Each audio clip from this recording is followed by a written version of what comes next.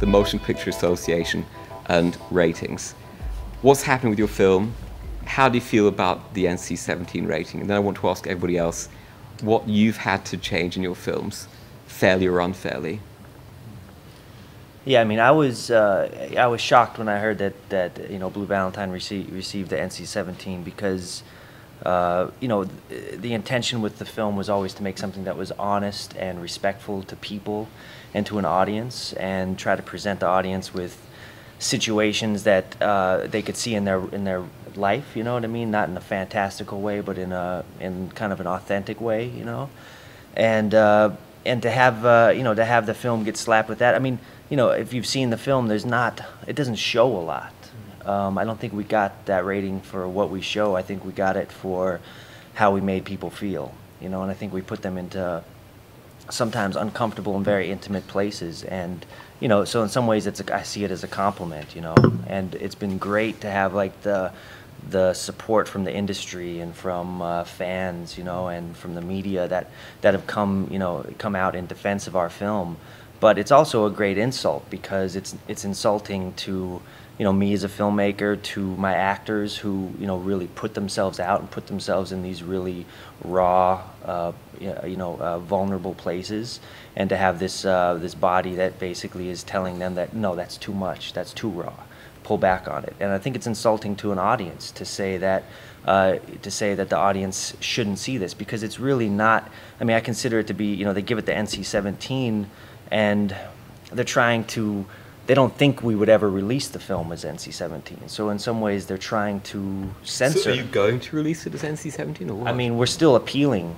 You know, we're still in our appeal, and hopefully we can, you know, win that appeal. You know, I think, I think we should be able to. I think there's enough precedent for. Would you make cuts if you don't? No, we've had no discussion about that, and you know, I feel very fortunate right now to have, you know, the actors on the side of the film defending it, the audience on the side, and I got, you know, with Harvey Weinstein, he's like a great fighter, that guy, and he, you know, it's great to have him on the side of our film, you know, and trying to respect the audience, you know. But you're categorically saying that if Harvey comes to you and says, we can't get around this, you have to make cuts, you're not going to do that? Well, we've never talked about it. Yeah, it's never even been discussed, you know, the idea of making cuts, because, you know, honestly, what would the audience do then? I mean, if we're, you know, right now we have so much support from people that are fighting for us, you know.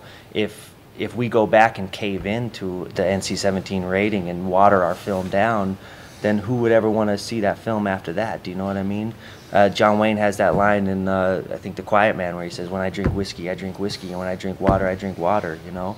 And I don't want to make this a whiskey and water movie. It should be pure whiskey. Yes. You know? Tom, you've had sort of, I heard you were surprised with the rating you got. What happened there? We got an R rating because of 17 uses of the word fuck.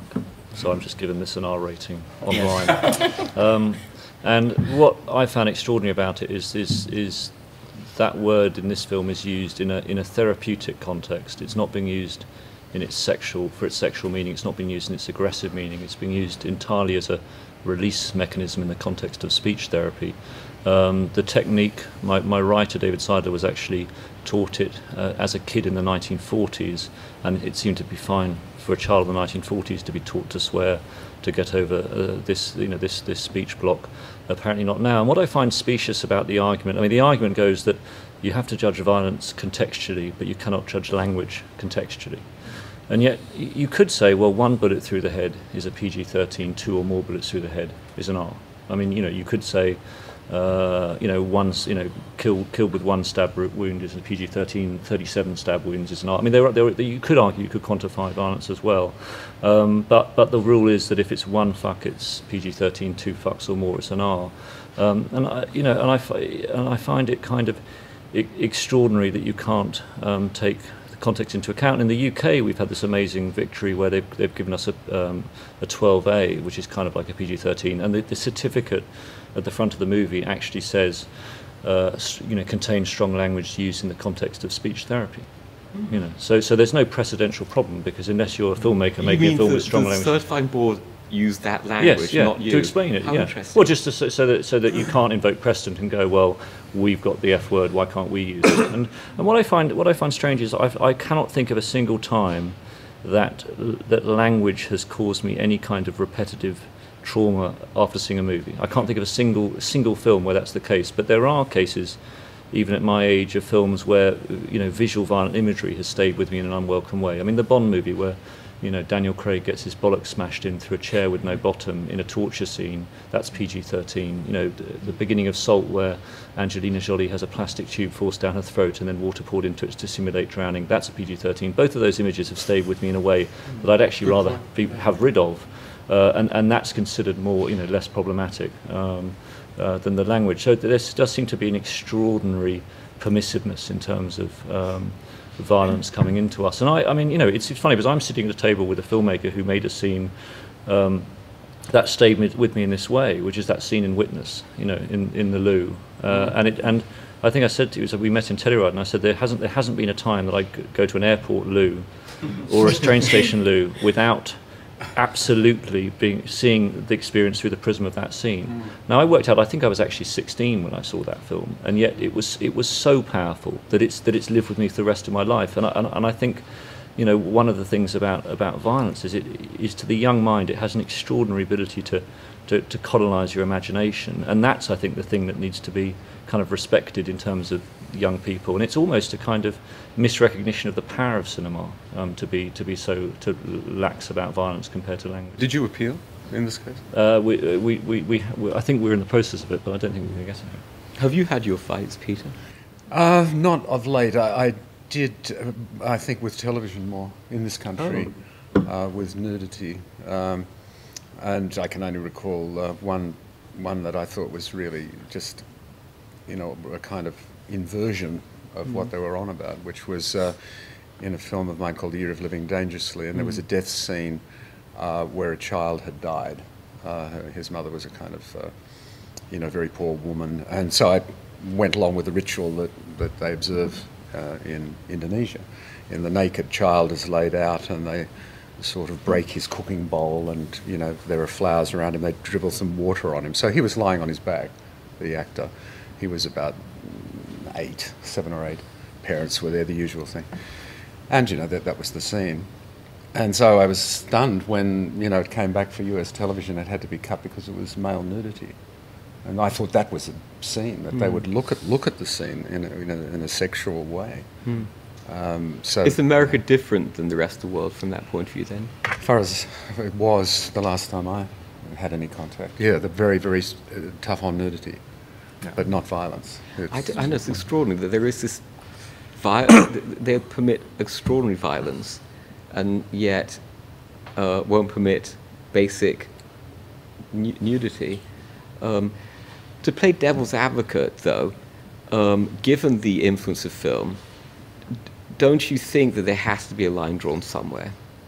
Because, for instance, the use of the word fuck, the level of violence that's part of society are so great that don't you think you ought to some degree contribute to that?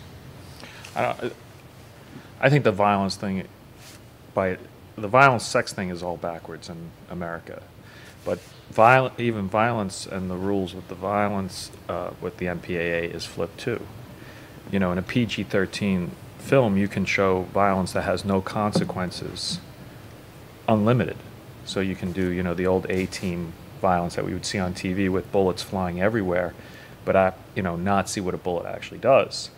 Personally, I'd rather show a child what a bullet actually does to someone, what a bullet actually sounds like when it's ejected from a gun, because I think that will actually teach people, what's really going on with weaponry.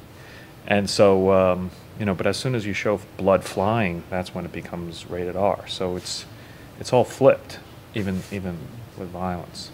Is there anything you wouldn't show on film? Is there anything I wouldn't show on film? I haven't run into that Well, I actually remember when you did The Wrestler. Well, there was a double end. Oh no, you did do that. Oh yeah. He's not allowed to tell us. Well, how it, I ran into did that. you get a PG? Did you get an R for that film, or did you have to Requiem? cut? Yeah. No, Requiem for a Dream was released NC-17, Oh, which wow. was a disaster. And did they talk to you about And exactly how you should cut it to get that R? yeah, they did. They said you can't show contraception going on dildos. To be honest, Did they? And did you say, literally, well, what they if said you it's cannot implied or show. whatever? They said exactly that. They said, and I was like, well, actually, that's showing. It's actually safe sex. It's actually teaching something. There's sexual toys that are being passed around, and there's actually, and in France we had a 15. So, and I talked a lot about this. There was that documentary by Kirby about it, and that was my only point, was that, sex and violence has been flipped in this country, where we're training soldiers. But, you can't show any form of sexuality, which is just ridiculous. I'd rather have my kid exposed to, my kid does not react when he walks down the street and sees the Calvin Klein ads, Eva Mendes looking beautiful on a huge billboard. He doesn't even notice it. It's not an issue for him. But when he sees, that Nikita ad, which was everywhere in New York with that crazy gun, the 4-year-old's like, what's that gun?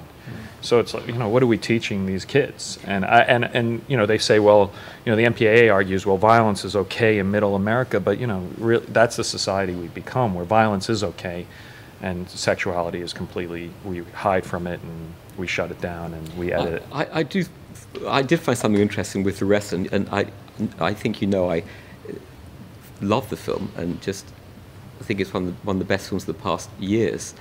And but I found it extraordinarily brutal and violent and difficult to take. And I think maybe at the last roundtable we did with you, you said you didn't find it so brutal. Well, Do you still feel that way? Well, what I said, I don't know, but in context, I think what actually goes on in that world, it's just the tip of the iceberg. And I mean, the big violent scene is the scene with the necro butcher and the staple gun and the fork and all that stuff.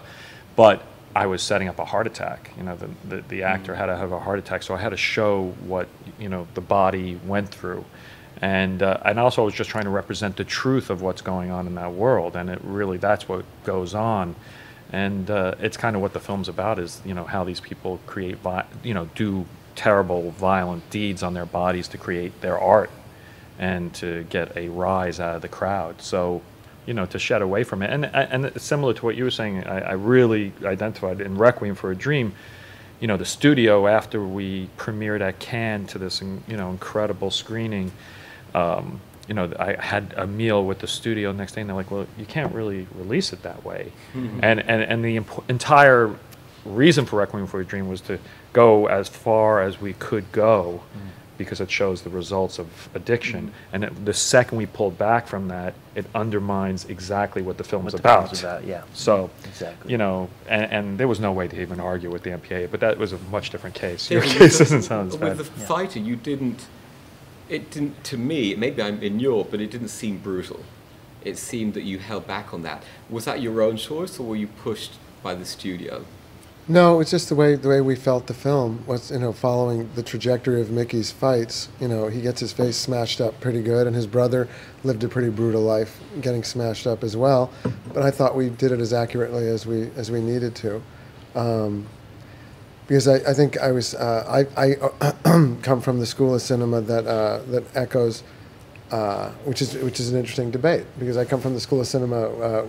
George Lucas said, if you want me to make you feel something, that's not hard. I'll choke a kitten and I'll kill a kitten in front of you, and you'll feel something. You'll feel fucked up. And he says what's harder to do is to create a dimensionality of a person who is human and is fucked up, but also funny, but also sympathetic, but also disliked, but also rootable. And so those are the things that I'm sort of go to as a magnet, Or using the craft angle, you think you saw the kitten strangled. Yes, right. And you say there's no shot of any kitten being strangled, but I swear I saw it. But it's the context, the way it was set up, which is to say, during the Hays Code period, people came up with very inventive ways and very creative ways to imply things. You know, look at Hitchcock with the kind of tension between a male and a female. Look at his Sometimes that's kisses. more I've studied his powerful kisses. stuff, Yeah. With the fight, how restricted were you by budget? Because I heard that the initial budget was something like 70 million plus, and then you had to make it for 40 or so. How did that? Is that? I would have liked to have had that. No, we were 33 days at 11 below the line. So so that's like, and we were right around 19. 11 million below the line. Yeah, so we were like around 20, and 33 days. But I actually like that. I've come to like that. Why? Because it's just, you have to be really raw and focused and intense and keep moving. There's no room for any, ruminating or second guessing. And listen, if you're in that, I was just talking to Tom and saying, how are you? You've made a good film. What better place is there to be? The only thing that makes me really not that happy, apart from my child, is if your child's not happy, but is if your film isn't clicking or your script isn't clicking. That's like you've got a rock in your shoe or like sand in your sandwich, So if the film works, you feel like $1 million, What question am I answering? It was pretty good. Right, I'm interested in what you had to change because of that budget. That's what was good about that. The reason we knew what we had was good and that it worked. Okay, it was simple. So we knew if that would have been much more torturous if we were trying to look for it. That would have been like sticking needles in my eye if that was like. But since we had it and we knew what it was, I knew what the target was, and we had it, we could kill it every day. So that and then everybody just has to step up. There's not room to say, oh, I don't know, should it be this way or should it be that way, and how should I shoot this? It becomes very instinctual. Right. But were there scenes that you had to cut because of the budget? What's funny? And somebody else said this. Soderbergh said this. Even then, we still had more footage than we could use. And we only could do 3 takes a day. Very often, I think many people here will agree, maybe not, but you often have much more than you can use. And you're always trying to inoculate yourself because you're trying to avoid that worst nightmare of, why did I shoot so much of this, which I don't need and I'm not even going to use? And why did I not do enough of this? Or why didn't I do this, which I wish I could go get right now? That's the place that you dread in the editing room. But, anyway. What was your toughest day on the shoot? Toughest day on the shoot was it was 3 days. That was one day, and it should have been 3 days. And it's the opening of the picture, which is I wanted to create this smash of energy when you meet the brothers in this community of Lowell. And Lowell is a very particular community, and I wanted to just, almost like the beginning of Three Kings, just smash you right into it and see all these people and feel the sweat and feel the black dudes on the street with the cigarettes hanging out of their mouths, giving Dickie his high five, and what a mayor these brothers are to the people of this town, to the hoi polloi of this town. And so I designed it. It was overly ambitious, and I told everybody we could do it because I like to shoot on a steady cam, which means we're just going to run and we're going to find our organic shots. And if you work with a great operator, you kind of create a poetry together, and you kind of look at each other like, okay, we know what's going to happen now. That's our move there. Now we've broken it into 5 moves. But we were going through through this huge section of town. So it was really a 3 or 4 or even a week-long shot of Mark and Christian and their road crew, because they're road pavers, walking through town, saying hi to all these people in the barber shop, to the drug dealers, to everybody on the street. And I just was so exhausted halfway through. I mean, that's the day where you are, as a director, you are the majorette, or whatever you call it, that 76 trombones, what do you call that guy? You have to make it happen. Or the train kind of slows down, and you're like halfway through the day, you're like, Jesus, you're like, because it's exhausting, to keep pushing to make this. The train will go, and it did it, and we got it. But halfway through the day, I was just like, good God, and it was really hot.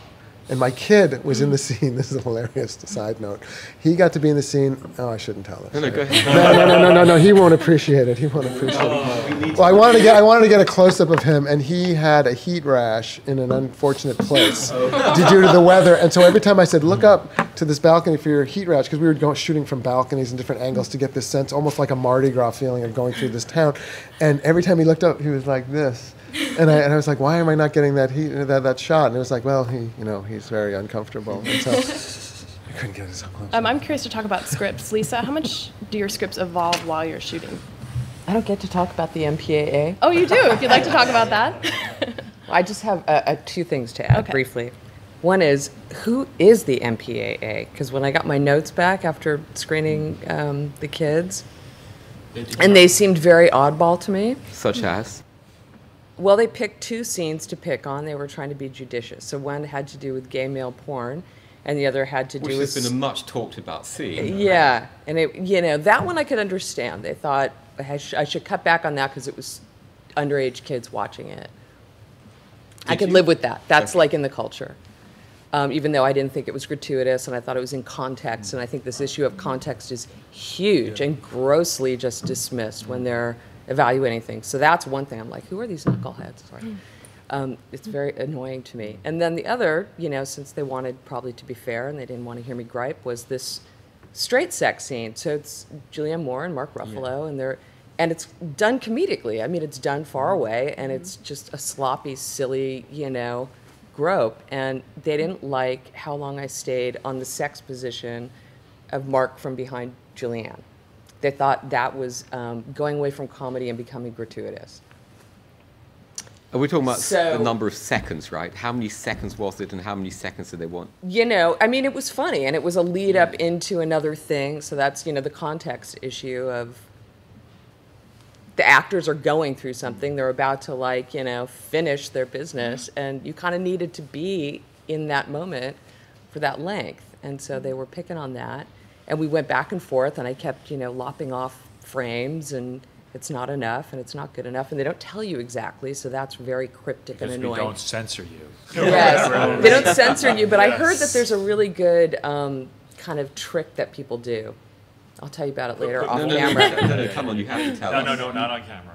No That's way. That's That's secret. That's our that's stuff. the backer. That's not film. I'm going to employ that next time. So anyway, at a certain point, I just thought, you know what? I'm not going to get all caught up in this. I'm not going back and forth. Like, I got to get this film out. And I said, I'm going to do it a different way. And I regret that I did that. I mean, it's fine. It still plays as comedy. I don't think it took away anything. All the beats are still there. But now when I look at it, I'm like, what? Was that lazy? Was I just under the gun too much? Did I have to rush it to the next festival or whatever it was that I was just being pressed to do? Was my editor needing to get out of the room? Why did I, buckle, and what was it for? So now I look at the film and I think that's a bummer. Well, that that film, that's the permanent record One of thing that I film. thought was interesting was reading about the budget for the film, and that you had, I don't know what your final budget was. I topped you, man. It was 23 days, and it was $3.5 million. So that's what I read. I'm just astonished you could make that film for $3.5 million. That's great. And what I also heard... I mean, it came together, but it was like... But I'd heard that you initially had doubts about doing it for $3.5 million. I did. Why? I felt like I had slaved over this script. I just really cared about it, and I wasn't going to make it until I felt like it was there and ready and right. I didn't want it to fail, and I knew that there was a gem in there, but it really was dependent on whether all these characters were realized, and it was cast well, and it was, the piece. It wasn't one of those films like, well, you have some latitude, like it could be this person or that.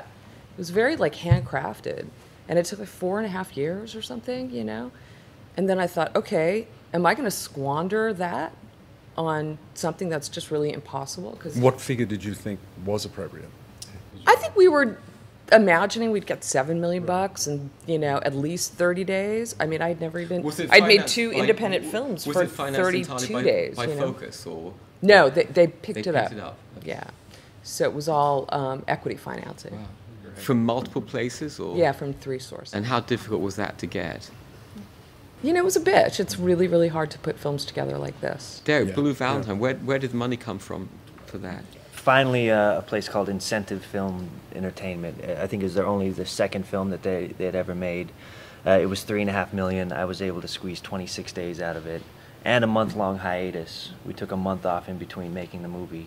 I had originally, because there's a 6-year difference time span that happens in the film. I wanted to wait 6 years between the 2 versions of the film, and the financier wanted to give me a weekend. So you settled on a month. We settled on a month, but in order to get that month, I had so they could put on weight, look older. Yeah, just to develop some memories together. I think with my film, half of the film is them getting to know each other, them falling in love, and so that Ryan and Michelle, I kept them apart, and on screen they kind of got to know each other, and as these characters got to fall in love on screen. But then the second part of the film, there had to be kind of a common memory between them. So it was really important to me to set up a process where they could have this memory. And the financier didn't really understand why we had to live in this house and, you know, for a month when they didn't see it going on the screen, you know. But to me, you know, that those intangibles in performance is what I was really, you know, it's everything to me, you know. So I had to give up lights, you know. I had to give up like a lighting truck. But that's better for me anyway, because I can't stand a truck. You know, those trucks on movie sets, they just, all of a sudden you're shooting a shot, and all of a sudden there's a truck in your shot. What are you gonna, you know? I think in movie making, oftentimes it's like this. There's an idea of like you just keep the world out and create a world, you know. And with Blue Valentine, I wanted to instead take my characters and just put them in the real world and embrace the world and not have to lock down streets and not have to just keep the world out. I wanted the world to come into the movie. You spent 12 years. Yeah. I'm always just amazed that you could have the psychic endurance to stick with these films like Lisa did too. Yeah. What did you do to earn a living during that? I mean, people always assume directors paid a ton of money, but if your budget's $3.5 million and you spent 12 years... Yeah, I didn't make a dime on Blue Valentine. Really? I didn't make not a penny. I mean, it came down to we were exactly my fee short. It's always that way. Yeah, before shooting, so That's neat. You gave up the directing fee? Yeah. Well, they paid me, and then I just paid it back. So what- I still have to pay taxes on it, you know. So I actually had to pay to make the movie anyway. So what? But it was again, what's what do the you do to choice earn a living? at that moment? Like, what's the choice? I'm either gonna make money for a movie that I don't make, so I won't make the money. You know. Anyway, so to make a living in those years, I started making documentaries and commercials, and you know, I would do like a lot of these corporate documentaries for Nike or you know, different you know, big companies, and it was great because I'd do like documentaries on inner city basketball players, and they just had to wear Nike shoes, and I could tell stories about these kids, you know, that weren't having their stories told otherwise, and I think I was so thankful, you know, like I felt cursed for all those 12 years trying to get the film made. But when I finally was able to make the film, I realized I was blessed that all those years of struggle informed the film that I was then making. Because, you know, as a documentary filmmaker, I feel like I learned to listen. You know, I think there's that archetype of the director as the megalomaniac guy, like the Cecil B. DeMille with the big megaphone, who's kind of like shouting his voice and pointing. And in documentaries, it's not like that. You know, you have to listen in documentaries. I think that megaphone in documentaries turns to your ear, and it becomes a funnel to you know, and you listen to the world through that. And you know, you get no take twos in documentaries. You know, you have to be sharp and instinct. So all that preparation and training in documentaries helped me make the film I wanted to make. Was that a myth about the image of directing, the Otto Preminger, the Erich von Stroheim, or have the types of people who become directors changed? James Cameron, he's that guy. He's a right? megalomaniac, yes. Yeah, I mean, I think it takes all kinds, you know, right? Yeah, I mean, I think it's fair to say. there's so many different ways to make a movie. Does anybody here Yeah. identify with being a megalomaniac? I think the culture's changed so much that you kind of can't get away with that. I think there's, you know, we had social revolution since then, and people don't like to be demeaned. You know? It's also not exclusively directors who have this problem. It can be anybody. Do you think that there's actors, or it could be a someone in your culture of crew. directors that really are like that? I feel like I hear about them very rarely. We don't get to see each other working. I mean, here we are sitting. Yeah. It's interesting today Yeah. for this reason. But you know, actors will tell you Gossip. something sometimes. You know, it can even be flattering. Like, you know, this is the first time I've had this, but you know, it's hard to know. I think I hear more often that directors don't communicate. I think that's probably the complaint I've heard from crew and cast. And sometimes those directors are very good at what they do. So there's no, as you say, no way to be. How do you communicate? Do you rehearse a lot? Do you? No, I've always been, you know, certainly not a theatrical tradition, and I find it uncomfortable. You know, even scenes, as happens sometimes, that you use for audition pieces, you know, become tired, it seems, by the time you get to shoot them. So, but I do tend to have my own way. I mean, I'll certainly ask the actor, and if I get an actor who is very, you know, it's necessary for them, then I'll do something. But I tend to like to walk around the locations with them, the sets, you know, with no one around, you know, we'll kind of sort of rehearse. Sometimes I've made scenes up, you know, even, you know, they're not in the film, and written them so we could do that. Or sat round like this and talked about what's not in the script. As one way. And, you know, one time I did, I actually went to it where we had a house featuring or apartment. I actually borrowed an apartment while they were building the set, and the actors went there, and I had people ring up and things, you know, friends. But they usually degenerate into a kind of humorous thing. Sometimes I'll play a part, you know, so as a character that's not in the script. Do you ever lose your temper? No, I don't think so. Not. I mean, you can be deeply upset about something, but try, you know, walk away. I definitely don't want to disturb the crew, and I think you have, you know, in the hierarchy, you have such power, and particularly if you're rather quiet and you're not someone who loses their temper, one sentence can devastate somebody. You know, I remember with, you know, somebody doing some minor technician or something, I said that something like on a quiet set, that's the third time you've walked into that lampstand or something, and there's a terrible silence, and you see the person sort of, you know, like that, and later I've had to go and find them, so I'm terribly sorry. You know, I'm just tired, you know, I don't normally do that. You know, talk to them offset, but no. So, David, you've got into one or two battles that have had some publicity. Do you regret that? Of course, they're terribly embarrassing. Those are my worst moments, and they make me be more vigilant to never, ever repeat such a thing. You know, I mean, those are not things, that's not like I said, gee, yeah, that's how I work. I mean, those are just terrible, bad days for me and for the actor together, and you know, and it sort of eclipses everything else, and what a great time we were having all around that, and it becomes distorted, because you know there was big casts in both in Three Kings and Huckabees, and there was a lot of people having a great time, and then this one incident eclipses it. But no, it just makes me just want to feel like just never have that kind of vibe ever. And what was nice about Fighter was that Mark and I were very united at the top of the food chain, and that just set the tone for the whole movie. Yeah. So I'm wondering, and I don't want to, you know, embarrassing, but the, you know, the conflict with Clooney did get some attention. Do you blame yourself for that? Was it exaggerated in the press? Did you then go to him afterwards and, you know, settle? Have you changed as the person? What's the actual truth of that? About the conflict you had on Three Kings? Oh, you know, I think I've talked about it so much, and it's such old news that I hate to even rehash it. But I think, you know, of course I went to him, you know, and of course you know, you try everything you can to try to make it as good as it can. I'm not a tactful or political person, so to my own detriment. So I don't try to go around behind myself and clean up, which is then when things take on a life of their own, they take on a life of their own, you know. What do you think is the most important quality a director needs to have? Luck. Yeah. Luck and timing. Patience. Patience. I think a kind of perceptivity, like taking the temperature all the time. You know, how fast is this moving? How slow is it moving? That kind of managerial head.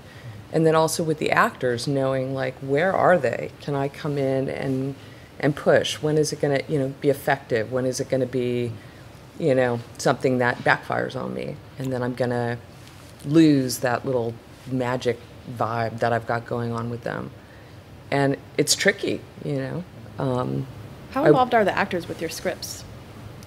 Well, on this one, I was really fortunate that Annette Bening lived in LA because we had zero time to rehearse. We had, like, you know, less than a week and a very short prep. So she's very dramaturgical, and I love that about her. And she wanted to meet with us and talk script. So she and Stuart Blumberg, the other writer, and myself met, I think, 3 times and really groomed through the script. And it wasn't just for her character. Like, it was really the glue, you know. It was like this person who had been making movies for a long time and really knew how to read and understand drama and read a script and find the pieces in the glue and ask the right questions. And it was it was like a shorthand for rehearsing. You're saying that helped, that didn't hurt.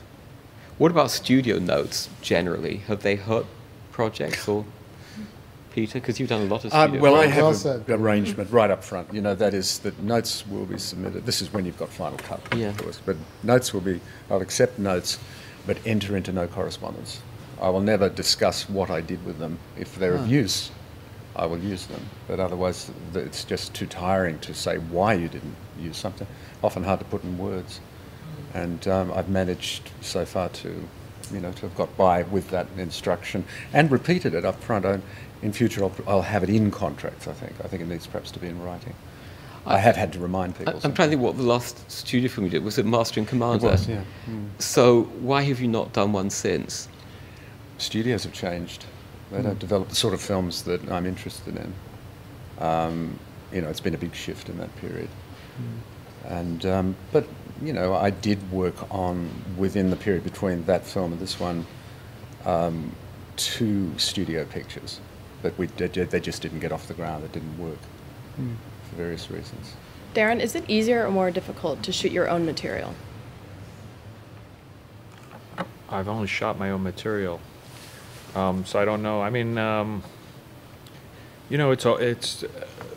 it's really hard to make films in today's world. After doing The Wrestler, when everyone was like, "Why are you doing a wrestling picture with Mickey Rourke?" And then it did okay. I thought when I put together Black Swan with Natalie Portman, a legitimate movie star, it would be a lot easier. But it was much more difficult than raising the $6 million we raised for The Wrestler. So even having a big star attached didn't... It didn't help at all, and that's because it wasn't quite a genre film and no one really knew what it was. It was a real challenge. And I don't know, it's hard when you're the only person in the room who wants to make the film, which is how it's been every single time so far. And then and now it's just become much worse because all the independent film money has dried up. I don't think it might have been hard for all of us. Sounds like Lisa got the last of it, maybe. Yeah. Well, those people are still out there, yeah. but but it's still, it's just, indie. And there's like basically one studio that's releasing these films. But it's basically Fox Searchlight, and then there's Harvey, and there's a few other options. But it's gotten so small who can release a film well in this landscape that it's a really tough time. Several of you write and direct, and I know you've done a lot of rewriting on scripts. I don't know when you've been credited for that. Do you think of yourself as auteurs in that sense? And Tom, when you're directing somebody else's material, do you also think of yourself as an auteur or not? I'm a rewriter director, I suppose. Are you? Yeah, I mean, I'm Anthony Minghella once said, I was talking to him about what it was like for him being a writer-director as opposed to me. Talking to who? Anthony Minghella. Oh, yeah. And Anthony said that if you're a writer-director, directing is just another step on the continuum of writing. Whereas if you direct material that you didn't originate, you're in an antagonistic relationship with the text from the beginning. You're totally aware of where it fails you. You'll always try to pull it up.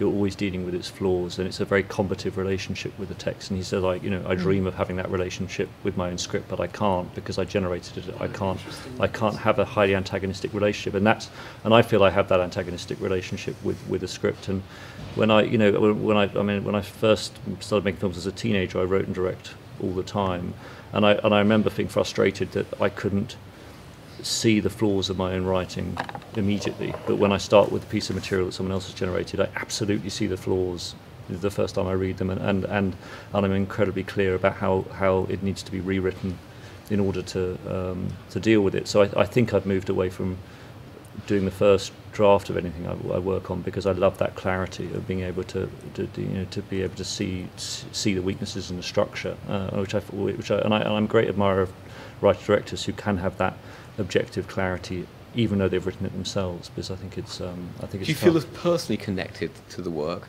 as opposed to being a craftsman when you haven't written it yourself? Well, I think for me, the work I do it's always a process of falling in love. I mean, the question I ask myself about whether I take on a project is can I fall in love with it?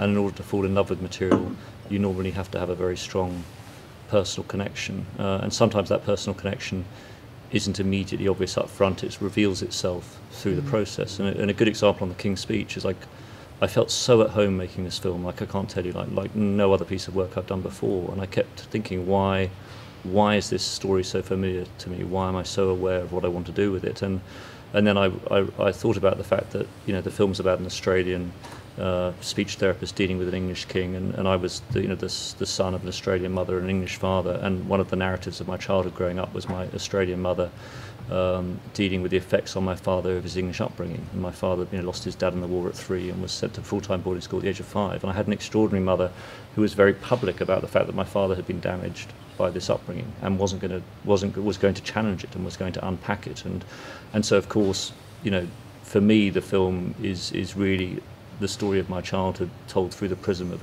a king and a therapist, and so I'm bemused when people keep going on about royal film. I'm kind of bemused by that, because that was never my connection or never my interest. My interest was on this the Anglo-Australian relationship is so specific, and there are probably very few directors who could talk about that emotionally, and I could. So I think you're whenever I'm reading material, I'm auditioning it from the point of view of can I fall in love, and to fall in love I have to have a connection. What did you change the most in that script? There were things like, at the end of the film, it was a Hollywood ending where he didn't stammer. He was cured. He was Laurence Olivier, and I felt that. I felt that there's a tendency in films about disability to suggest that there's a miracle cure, and the reality for most people living with disability is it's about learning to manage or learning to live with a disability, and not a miracle cure. And I listened to the actual, the speech that the king makes on the outbreak of war, and it's, he if you know what you're listening to, he's still clearly a man coping with a stammer, not cured of a stammer. And I felt that there was a tremendous dramatic upside in embracing the idea of him never being cured, because the problem with so many movies is you can't believe in the possibility of the hero's failure in the climax of the movie, because so over and over I see a movie and I can't believe that the hero is actually vulnerable, and by embracing the idea that he's never cured, even in the middle of the climax of the film, you still believe in the possibility of your hero's failure, which I think leads it to being a much more tense experience. Dave, when you did The Fighter, was there any fundamental thing you changed in the script? Well, I had to, as Tom said, I had to make it personal, and I had to relate to the people who I had known from my past that I related to in that script, and that's what made me want to do it. Was looking at those people, as I told you earlier, and feeling like, oh, who are you? I could listen to you for 3 hours, So these are real people that we made the story on, and I have to do my past. Otherwise, it's like I don't know how to get out of the house. So I have to do that, and then I feel I know what it is. So I worked very closely with Scott Silver, and did a bunch of drafts, And I was intrigued by the women. It was a more male story. I was intrigued by the sisters. There's a mother, a bleach blonde mother, and 7 Melissa Leo, and 7 bleach blonde sisters, all real, who are a gang. You did such a brilliant job with that, because I met the people. Really?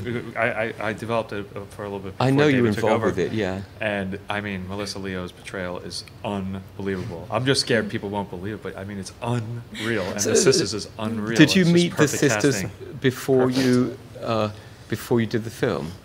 Did you meet them all before you? I met them when I was crafting the film and the script, and they're the reason I wanted to make the film, because they remind me of my relatives. They remind me I have relatives in the Bronx and Brooklyn who you sit and listen to them, and they're very amusing. They're very real, very human. They know how to live, and they're nuts, and they're beautiful, And I worked in these neighborhoods of Massachusetts and Maine before I became a filmmaker, because I was going to be a do-gooder, and I'd work in these housing projects with people very much like this. But so I hung out with them, we interviewed them, and the tensions in the movie. That's the movie. This bleach blonde mother with Melissa Leo usually looks like a dust mop, and she walks around in like a baggy clothes, and she's got this head of hair.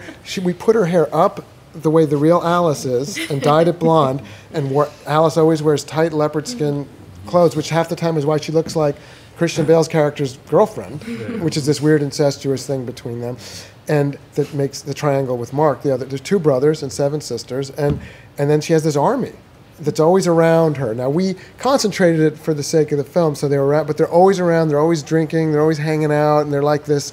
They're intimidating. And when I interviewed the real Charlene, which was the Amy Adams role, I said, oh my God, you have a woman here who changes this man's life and becomes a fighting point of the whole movie, because the family reacts like a gang. Mm-hmm. Amy comes in and says, I don't think they're doing this right with you, which is blasphemy. And that's the drama of the movie. How can he keep his family's love that he's devoted to, and how can he get this woman and that's Amy playing a tough bitch against type. But when we were interviewing the real Charlene, who Amy played, and was dying, there's nothing better than getting an actress who played a Tinkerbell through 5 movies and is ready to play a bitch. I mean, she wanted it, and she had it in her. She wanted to play a tough, sexy bitch with a tramp stamp, and then she had a palpable chemistry with Mark. I was sitting with Charlene interviewing her in the Holiday Inn, and in comes the real family and the real Dickie, and all of a sudden the hair stand up on the back of Charlene's neck. She stands up and says, "I gotta go." And I said, "We just got started." She said, "I gotta go. I can't be in the same room as those people." And that is a very alive conflict to this day in that family. And Mickey Ward is like this Buddha at the center of the whole thing. He just sits there and smiles, and never says an unkind word about anybody. And that's his character. They've all seen the film, right? How did they react? Well, that's been a process of showing them the film. I'm sure. Right on the sets, the sisters are walking up on the sets and saying, "Why'd you cast her? She's not as pretty as me. I'm much prettier than her." I'm like, "Can somebody take Cindy home, please?" To close the set. I watched the film with Dickie, who's much harder for him. That's the Christian Bale character. As Dickie said, and it's Christian can say, without Dickie, there's no movie. Because he's the big drama person. He's who creates a lot of this drama with the more stable people. I had to rub his back. You could just. It was very hard for him. Because as an addict who left. He was on the set, you mean? No, I'm talking about when I'm watching the movie with him at a preview in New Jersey. It is just so painful for him, and it was a part of his growth. A lot of the making of the film was part of people's growth. The real cop, Mickey O'Keefe, who lived all this as the trainer. Mickey Ward in his corner has a cop and a criminal, his brother, in his corner, who hate each other.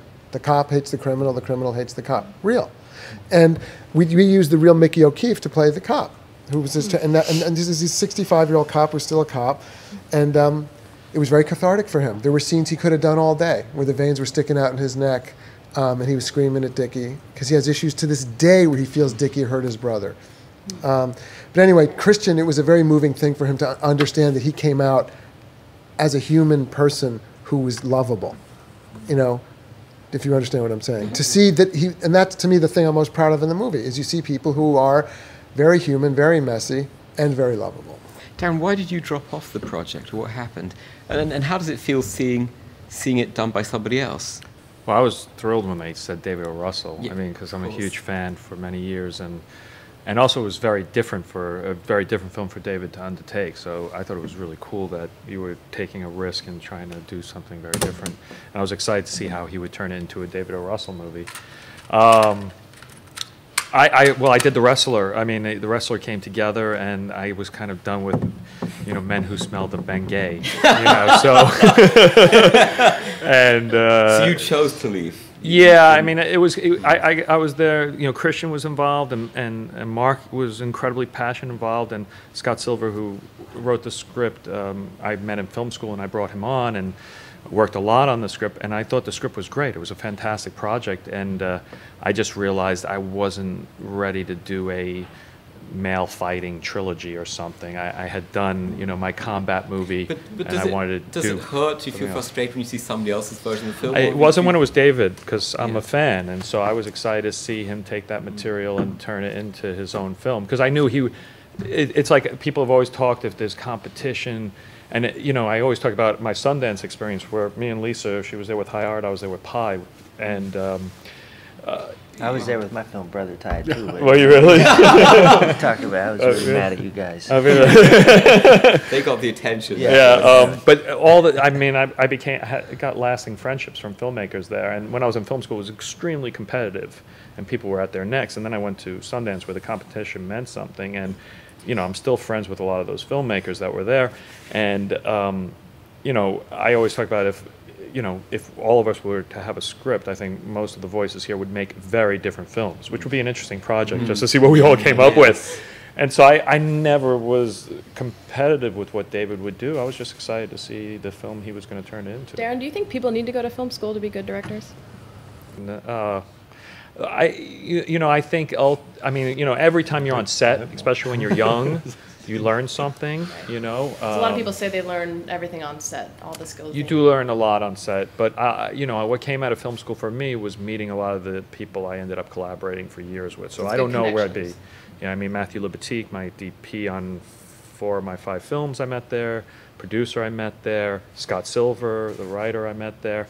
So, you know, that's just kind of a little AFI mafia that I've been able to sort of hang out with for years. So you do get that. And that's what I tell when I go back to film schools. I'm like, the films you are making aren't good. Right.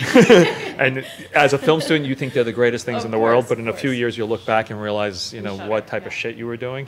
But the most important thing is each other. And if you can create, you know, unity and groups, because film is a collaborative medium and you need other people to work with to make Do you look back at your own films and think they're good? Well, it was funny. I just kind of did one of those where you sit there and they show DVD. clips from your movies in front of people and stuff. And I mean, they showed a clip of Pie. I was like humiliated, you know. But you know, people still come up to me and like it, and it means something to them. So it's good. But it's kind of like, you know, when you find your poetry from when you were 14, it's really humiliating. I think Yeah. that's interesting because you went to AFI as a director, right? Yeah. I went to Columbia in New York, and it doesn't let you declare what you're going to do there. So you go and you have to go through screenwriting and producing and directing. And I found like what was really valuable for me, especially when I went to film school, which was kind of at the height of the American indie, you know, moment of the 90s, was that I felt like writing was really my ticket, like knowing how to write a screenplay, and then, you know, then going off and making this low budget feature, high art, was really the only way I felt like I was going to be able to get in and become a filmmaker. So I find it kind of interesting. James Schamer's taught you, and he's now releasing Kids Who Are Right. it wasn't like it was yesterday out there. Well, I know. What did he teach you that really stayed with you? You know, he's sort of very strict about budgets, and he always said, make the budget your aesthetic. And that was kind of the mantra at the time. It was like, we all felt like we were going to go out there and write, you know, these feature scripts and get them made. We were going to scramble around and get people to invest in, make them for $500,000, which a lot of us did. I did it. And so to have somebody who was really entrenched in the independent world at the time, he had that company, Good Machine, and he was just starting with Ang Lee, and he was making these, you know, small independent films.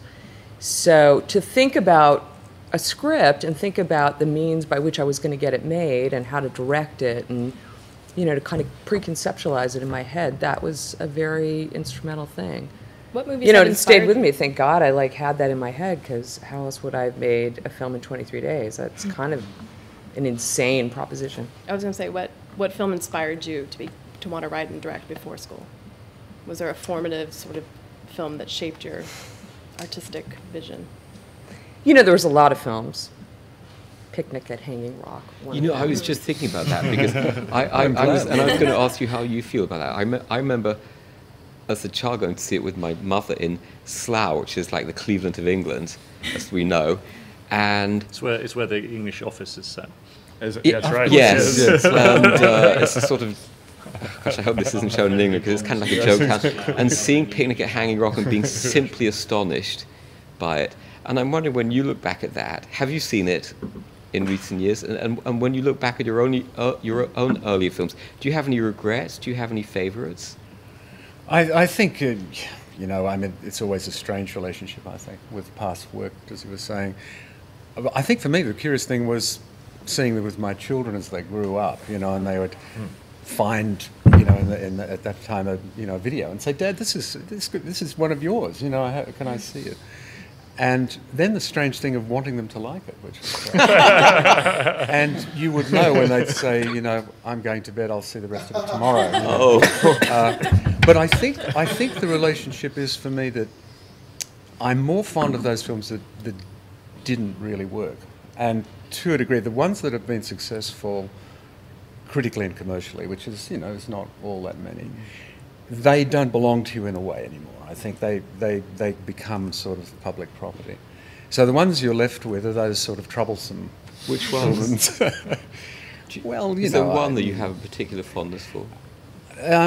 I think I'll keep that to myself. But I I think that there are a couple of them that I do, one in particular that I still work on in my mind, often on long plane flights.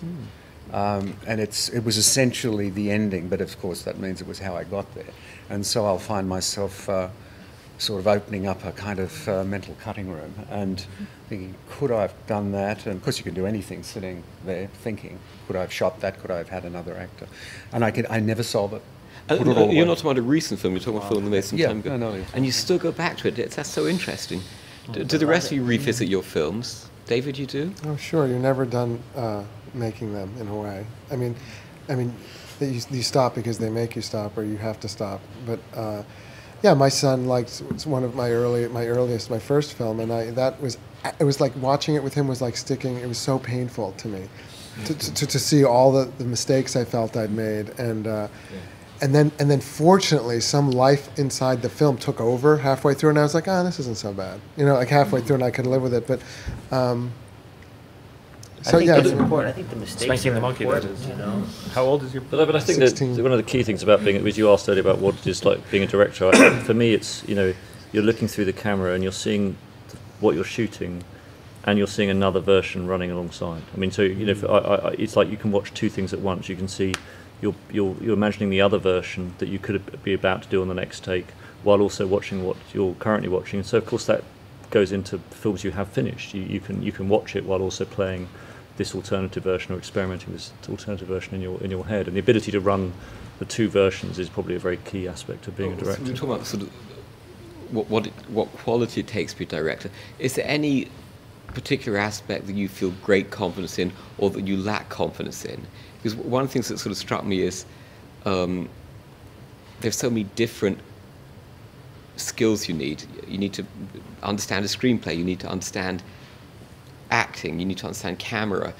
And we did the Actresses Roundtable. Nicole Kidman was there, and she said she'd actually like to direct, but she looks at someone like Jane Campion, who grew up with a camera, and Nicole said, I didn't. I don't see the world through camera. Is there one area that you wish you had more skill in? That's a good question. I mean, the things I love composing images. Working with actors and composing with images. And what's funny is I'm not an avid stills photographer, but at the moment it's a film camera and it's a shot in service of the story. I absolutely love that process, and so I'm incredibly happy on shoots. And I always think what a strange and complex accident it is that my great pleasures come from this incredibly complex machine that involves. And is there any area where you don't feel great pleasure? Well, going back to the writing thing, I think because I tend to need to start with existing material, that I look at people who can generate their own material, and it would be great to be able to completely self-generate and not have to go out into the world to find the stories in order to keep going. And I think that process of every time you feel like you're starting again, because to find that special connection with a piece of material that will drive you forwards, you have to rebuild that. And there is no structure in place that guarantees that you can keep finding these stories that you want to tell. And that would be wonderful if there was a way of. Peter, what about you? You've done so much and have shown such with so many. Is there one area that you actually feel vulnerable in as a director? Oh, writing, I think. I've written scripts, I've done original scripts, and I've shot other people's scripts. And you're always writing something, as has been said today, I think, from most directors, you're rewriting or trying something. But it isn't my strongest suit. I would rather I was a better writer.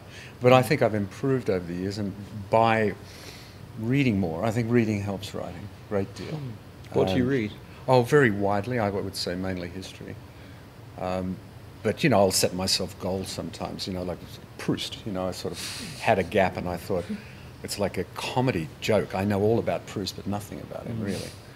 And so I bought, the 7 volumes or something, and I can't say I enjoyed it all. But you've read them all? Yeah. In the original French, of course. Well, that's my next challenge. But I... By the way, there was a great... one of the most interesting things I ever came across, Harold Pinter did a Proust screenplay, which is truly magnificent, and wasn't filmed, he and Joseph Losey were going to do it. But for some reason, they couldn't get the rights. Visconti had the rights and a screenplay, but couldn't get the money. And it ended up being shot by Volker Schlondorf in not a very good version. I read the Pinter version, which I thought was one of the best scripts I ever read. And then I read the Visconti version. And it's a masterpiece. And it's extraordinary to read these two versions where one is, my God, this is wonderful, and then it's God at work, you know. Last question before we wrap up. Do you have any films you wish you'd made that you haven't been able to? Lisa? Oh, God. I've had tons to say about everything else, but I'm really... I'm not longing to do something that's out there that I can't get my hands on. I've really generated these films that I've made, and they've been stories that have, kind of been burning in me. So I'm just starting to turn my attention outward and say, well, what books do I love? Like, what could I imagine adapting? But it's a weird transition not to turn in, to look. And what do you look for when you look out? And what, those things like what Tom was talking about, how do I internalize this so that I fall in love with it, and it breaks my own heart, even though it's not generated from my own experience or imagination. And I don't know that that's always instantaneous. I think sometimes there's a process involved in that, and I'm sort of learning what that might be, like what questions to ask and how hard to chip into things to maybe open that and make that happen. So it's tricky. I'm finding this, like that's my project right now, to see if I can find source material or look outside myself. David, what about you? There's a lot of things that I've written that I don't think I quite got the way I wanted them to be, and I know that I hope to return to them and still make them. I'm sure a few people feel that way here. You're going to come back to that, circle back to it, and get it right. And it's become clear, as Darren was saying, in this climate, you're going to have to find the way to do that, and be very... You really think this climate is that tough, do you? I would say that, Is every film around the table an independent movie? Yes, yeah. That tells you the story. And that was the last time I did director's table was the opposite. Was it? Wow. Yeah. Which was how long ago? Except I was the only independent. It When was you did The 2 years ago. The Right. Wrestler, it was all studio That films. What was on that round table? Was it? It was Ed Zwick, Ron Howard, Clint Eastwood. It was, Did everybody here make films with equity financing, but you made yours with Searchlight, right? No, we got picked up. Well, we did in the end, but we were independent 2 weeks out, and then the money fell apart, and so we had to find a equity partner to pay half. And how do you and deal Fox with came the on 2 weeks emotion in. of that? Because I couldn't deal with that stress. It was a nightmare. I mean, it was. I'm like 3 weeks before the money fell apart. I sat with the investor, and I said, "Where does the money come from?" And he basically described a Ponzi scheme to me. His name I walked out, and I called my lawyer, and I was like, "What's going on here?" I'm a little nervous. And literally a week later, it fell apart, and then we were blessed by a company, Cross Creek, which is a great equity company that was just emerging, showed up like Mary Poppins, and then Fox Searchlight finally came in. Peter, is there a project that you wish you could make that you haven't been able to? I've got one that I haven't been able to because I can't get it right. So it's an original screenplay that I drag out every time I'm in between films. I've twice hired writers to work on it. I've worked on it, and I've got about 6 versions of it. What's that about? Now that would really curse it. Really, just a rough idea of what it's sort of. Absolutely genre. not. I think I know the project, though. Actually, well, I think I know one of the writers who worked on it. Oh well, possibly. And Darren, what about you? I mean, when you were doing Blue Valentine, was that 12 years with nothing else on your mind, or? No, I mean, I watched the movie in my mind every day for those 12 years. I storyboarded 1,200 shots, wrote 66 drafts, 66 drafts? Yeah, and when the time came to shoot, to me, the danger with Blue Valentine is that it would be stale by the time I finally had the opportunity to shoot it, So I threw everything away, and just asked the actors to surprise me. We wouldn't. I would be so disappointed in them if they did the dialogue that was on the page, But yeah. So I've been working on another film called The Place Beyond the Pines for about 3.5 years. I'm nervous that it's like I don't want to wait 12 years, but I also want it to You've be. got 8.5. Yeah, I want it. You know, my favorite cook is that guy Justin Wilson, the guy with the suspenders and the belt. You know, and he says in his cookbook it says the longer it cooks, the better it tastes. You know, so I like things that take time. You know, but I hope I don't have to wait 12 years for everything. You know. You don't have to. Tom, what's next for you? Well, I fell in love with the project in 2000. In fact, flew myself out to LA for the first time to try to to get hold of the right to direct it. And 10 years later, it's locked in a studio that has no desire to make it, and I'm still trying to extricate myself. But isn't there some rule that if they don't do anything for 5 years, you can actually get the script? Yeah, but you still have to pay, the costs Someone has to against buy it it, out. and I mean, what strikes me about listening to everyone's stories is in a way what's slightly happening. I think is that all our films sound like they can do well financially. I mean, when you actually look at them, it doesn't feel like any of them are actually really tough commercial sort of no-go areas. But it feels like the risk is being put back on the filmmaker. In other words, we have to take the risk. We have to do it for these micro budgets. And then if they're successful, the people who participate haven't necessarily had to shoulder as much risk. And I think that's partly one of the things that's happened is that we're having to take more risk by working in this way. It's a And I buyer's think market. the audience is still there. I mean, I don't know if around the table everyone else finds that, but friends, acquaintances, or you read it in the newspaper, people saying there's not much on that interests me. And I think that's because in, this kind of, the gold rush toward these monster films that are really, children's films or family films, the tentpoles. There's so much money to be made. There's been a gold rush, and it's affected way right down through to the smaller financial people. And then, on the other hand, there's a deep conservatism that's crept in, which has led to genre filmmaking. It seems to be safer. You can predict the audience for the horror film. But meanwhile, in the area they call, sort of adult drama, a phrase that was never used in the bulk of my years. All for a different reason. Exactly. That's right. Specialty Porno. film. The audience is still there, and I think that it's what an opportunity for a young Weinstein to kind of get out there now and sort of find new ways, obviously the internet or whatever, to go to that audience who are at home watching DVDs or whatever they're doing, and they rarely get out, and I think that's quite really huge. That audience. It's in other words, what's happened so fast for us cannot have happened to human beings so fast. Yes, it may evolve over the next 50 years that people look at films in a different way.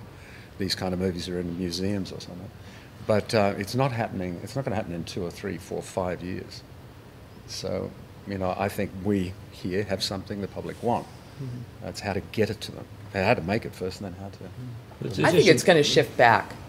I feel like it just has to shift back because there is, I'm amazed. People they keep saying, oh, everybody's staying home and watching TV on their computer. And it's like, people just love to go to the cinema. That's just No. There were many films that came out this year that if they had this video on demand day, and when I was really aware of the film because they were promoting it, I think that's an answer too, is where you can watch it at home for a different price or something. I'm not I think it discounting can that, but I'm change the saying way. that You think there's, that will simultaneous happen? releases I and think stuff going like to the that. cinema now is becoming more of an experience now.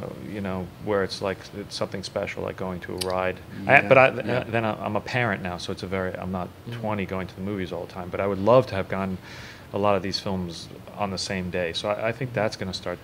I don't know how that'll work economically. But it seems like it can work. Darren made that point about competitiveness when he was at film school, and the thing that strikes me about getting to know directors now is that the truth is there's always space for another good film, and like in a week where there's a number of good films, I'll just go to the cinema more, and if there isn't, I just won't. And so it's not like there's some limit on the good films that can be made.